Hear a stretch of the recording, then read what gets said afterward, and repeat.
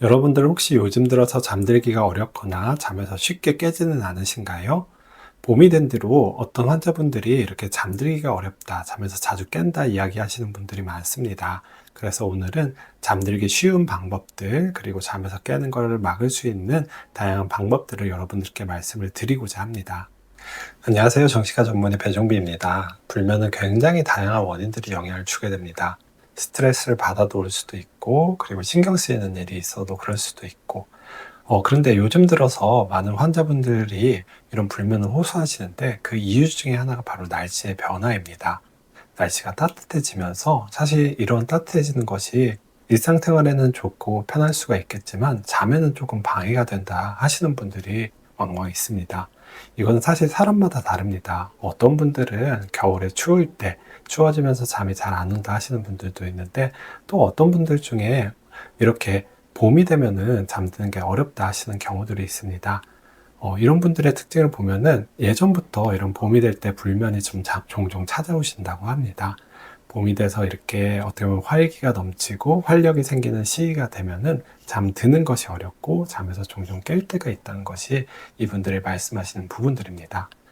그런데 수면제를 먹자니 조금 부담이 되고 내성과 의존이 생기는 것이 두렵고 그대로 이대로 두자니 잠을 잘 못 자서 다음날 피곤하고 일하는데 지장이 있거나 공부하는데 지장이 있어서 어려움이 있다고 이야기를 하십니다.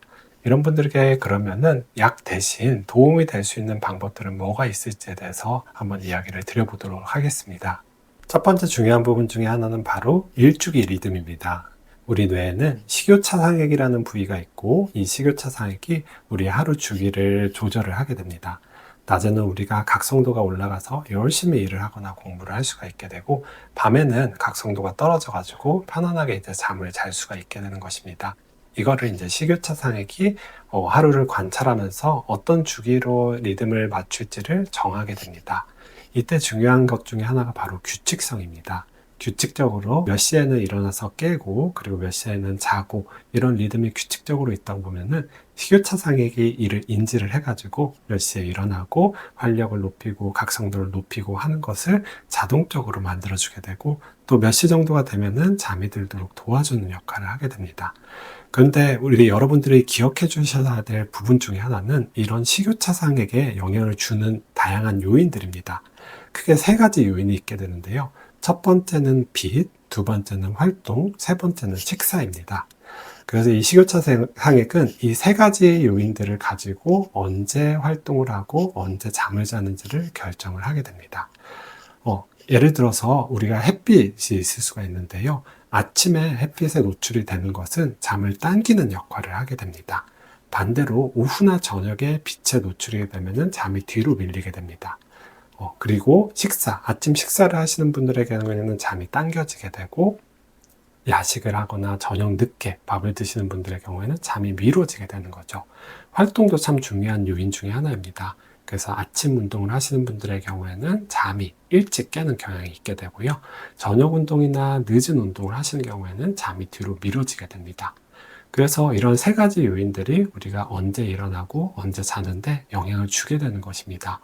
그래서 이러한 것들을 우리가 주변에서도 쉽게 확인을 할 수가 있습니다. 젊으신 분들의 경우에는 밤늦게 어떻게 보면 활동을 하고 늦게까지 컴퓨터도 하고 스마트폰도 보고 그리고 때로는 야식을 먹을 수도 있게 되는데 이런 세 가지 요인들이 모두 잠을 계속 미루게 되는데 작용을 하게 됩니다.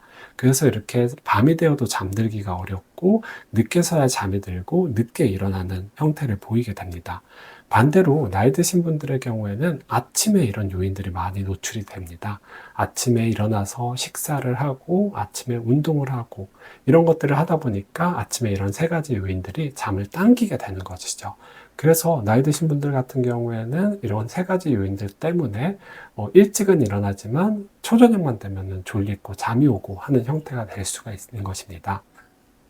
이렇게 세 가지 요인이 우리의 잠에 영향을 준다는 것을 이해를 하면은 우리가 이를 조절해 볼 수도 있게 됩니다. 그래서 나는 잠에 들기가 어렵다 하시는 분들의 경우에는 오후 시간대, 저녁 시간대 활동이라든지 빛 노출, 그리고 늦은 야식은 피하는 것이 필요하고 오히려 아침에 아침 식사를 하고 활동을 하고 아침 햇빛에 노출을 하는 것이 잠을 당기는 데 도움이 될 수가 있습니다. 어떤 분들은 내가 이제 초저녁이면 잠이 들고 좀 새벽에 일찍 깬다 하시는 분들의 경우에는 잠을 뒤로 미루는 게 도움이 될 수가 있습니다. 이럴 때는 아침 활동이나 식사를 좀 늦게 하고 그 정도 시간에 운동을 해주는 거, 식사를 조금 늦게 하는 것들이 잠을 좀 뒤로 미루는데 도움이 될 수가 있는 것입니다. 두 번째 우리가 이해해야 될 것 중에 하나는 바로 멜라토닌 분비입니다. 멜라토닌은 우리 뇌에서 송가체라는 부위에서 만들어지는 호르몬이라고 할 수가 있습니다. 이 멜라토닌이 우리가 이제 잠을 들게 하고 잠이 오게 만들게 되는데요. 이 멜라토닌 같은 경우에는 송가체가 햇빛을 보지 않는 상황에서 서서히 분비를 하게 됩니다. 그래서 해가 지면은 천천히 점차적으로 올라오는 형태를 띠게 되죠. 그런데 문제는 현대인들의 경우에는 해가 지더라도 여러 가지 다양한 빛자극에 노출이 됩니다.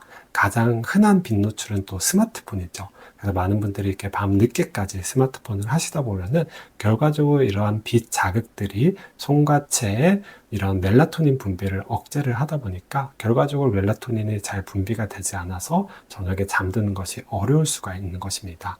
이런 분들에게는 이런 스마트폰의 기능들을 잘 활용을 하시는 것을 권해드리고 싶습니다. 아이폰의 경우에는 나이트 쉬프트라는 기능이 있습니다. 이 나이트 쉬프트는 우리가 시간대를 정해두게 되면은 이 시간대에서 블루라이트를 자동으로 차단을 해주게 됩니다. 결과적으로 블루라이트에 노출이 되지 않기 때문에 정상적인 멜라토닌 분비를 유발을 할 수가 있는 것이죠. 물론 사실 이런 것들을 하지 않는 게 가장 좋기는 하겠지만 우리가 사실 생활을 하다 보면은 늦게까지 이런 전자기기라든지 스마트폰을 사용하는 일이 빈번하게 생기게 됩니다. 이런 부작용을 최소화할 수 있는 방법 중에 하나가 이런 기능들을 활용을 하는 것입니다. 아이폰이라든지 이런 스마트폰의 기능들을 활용하거나 혹은 노트북 그리고 전자기의 기능들을 활용을 해서 블루라이트를 좀 줄여준다고 하면은 정상적인 멜라토닌 분비를 유발을 해서 결과적으로 잠이 잘 안 오는 것을 막을 수가 있게 되는 방법이라고 할 수가 있습니다. 세 번째로 여러분들의 권하고 싶은 것 중에 하나는 자기 전 루틴을 정하는 것입니다. 우리가 뭔가를 할 때는 루틴이 있으면 이런 활동을 하는 것이 수월해지게 됩니다. 우리 몸도 마찬가지입니다. 잠을 잘 자고 싶으면 자기 전에 루틴을 하는 것입니다. 우리가 운동을 하기 전에 준비 운동을 통해 가지고 몸을 준비를 시키듯이 우리가 잠을 자기 전에 어떻게 보면 이런 루틴들을 통해서 잠을 잘 준비를 하는 것입니다. 이런 경험을 해보신 적이 있으실 것입니다. 다음날에 뭔가 기대되고 재밌고 흥분되는 일이 있다고 하면은 이런 기대감이라든지 긴장감 때문에 잠에 들기가 어려움을 경험하신 적이 있을 것입니다. 반대로 우리가 마음이 편안하고 이완되면은 잠을 훨씬 더 깊이 잘 수가 있게 되는 것이죠. 쉽게 잘 수가 있겠죠. 이런 것처럼 우리의 몸의 긴장 상태를 줄이는 이러한 루틴들이 필요하게 됩니다. 그런데 요즘 분들 어떤가요? 자기 직전까지 스마트폰을 사용하실 때가 많습니다. 이런 것은 우리 몸이 준비될 시간을 주지를 못하게 됩니다. 그런데 우리 뇌나 몸은 갑작스럽게 변할 수 있는 기관이 아닙니다. 준비 기간이라는 게 필요합니다. 앞서 말씀드린 것처럼 운동하기 전에 우리가 준비를 하듯이 자기 전에는 우리 몸이 준비할 시간을 갖는 것이 필요합니다. 저 같은 경우에는 자기 전 한 30분 정도 폼롤러를 이용해 가지고 스트레칭을 하는 것을 루틴으로 정하고 있습니다. 스마트폰을 하지 않고 폼롤러 스트레칭을 한 2-30분간 하다 보면은 자연스럽게 잠이 찾아오고 잠들 준비가 되는 것입니다. 여러분들도 이런 잠자기 전 루틴을 가지시는 것을 꼭 권해드리고 싶습니다. 이런 루틴을 하다 보면은 우리 몸이 이제 곧 내가 잠이 들려고 하는구나, 잠잘 준비를 해야겠다라고 해가지고 몸과 마음이 이런 잠을 잘 준비를 하게 됩니다. 이때 또 하나 당부드리고 싶은 것 중에 하나는 이런 준비 운동을 침대에서는 하지 말라는 것입니다. 우리 몸은 공간이라는 것이 참 중요합니다. 특정 공간에서 어떤 행동을 반복을 하게 되면은 이 공간이 그런 것을 하지 않을까라고 짐작을 하게 됩니다. 그런데 우리가 잠자기 전에 침대에서 스트레칭이나 이완이라든지 어떤 딴 생각에 빠져 있다든지 스마트폰을 하게 되면은 침대에 누웠을 때 우리 몸이 헷갈리게 됩니다. 이게 자려고 누운 건지 스마트폰을 하려고 누운 건지 스트레칭을 하려고 누운 건지 헷갈리기 때문에 우리가 어떤 잠자기 전 루틴을 가지더라도 이 루틴을 하는 것은 침대가 아니라 꼭 침대 바깥에서 해주십시오. 침대 바깥에서 이런 루틴을 통해서 충분히 이완되고 긴장감이 풀어진 상태가 된 다음에 그 뒤에 침대에 누워주시는 것이 어떻게 보면 깊은 숙면을 취하는데 도움이 될 수 있다고 말씀을 드리고 싶습니다. 마지막으로 여러분들께 말씀드리고 싶은 거는 필요하다면은 간헐적으로 이런 수면제들을 적절히 활용을 해보시는 것도 권해드리고 싶습니다. 사실 불면이 심하신 분들의 경우에는 이런 어떻게 보면 행동 요법만으로 잠을 해결하기가 어려운 경우도 있습니다. 특히 불면으로 인해서 큰 고통을 경험하신 분들의 경우에는 잠을 자려고 하면 나도 모르게 각성이 되고 긴장이 되는 경험을 할 수가 있습니다. 이런 분들에게는 수면제를 적절히 활용을 해주면 좋게 됩니다. 사실 수면제는 내성과 의존이 생기는 것이 맞습니다. 그래서 잘 사용하는 것이 중요합니다. 이런 것을 매일 먹다 보면은 나도 모르게 이런 것에 의존이 생길 수가 있습니다. 하지만 수면제를 간헐적으로 활용하는 것은 이런 내성과 의존을 막을 수 있는 효과적인 방법입니다. 그래서 불면이 있을 때만 간헐적으로 가끔씩 복용을 하게 되면은 이 수면제를 통해서 잠을 자게 되면은 잠에 대한 부담감이 훨씬 줄어들게 됩니다. 그래서 내가 필요할 때 수면제를 쓸 수 있다라는 하나의 옵션이 생기는 것만으로도 잠자기 전에 불안감, 긴장감을 줄일 수가 있기 때문에 이런 불면을 해결하는 데 큰 도움이 됩니다. 그래서 수면제는 조심해서 써야 되는 것이 맞기는 하지만 이런 너무 공포감으로 인해 가지고 너무 피하기보다는 적절히 잘 활용을 해주신다고 하면은 숙면을 취할 수 있고 그리고 우리의 삶의 질을 훨씬 높일 수 있다라고 말씀을 드리고 싶습니다.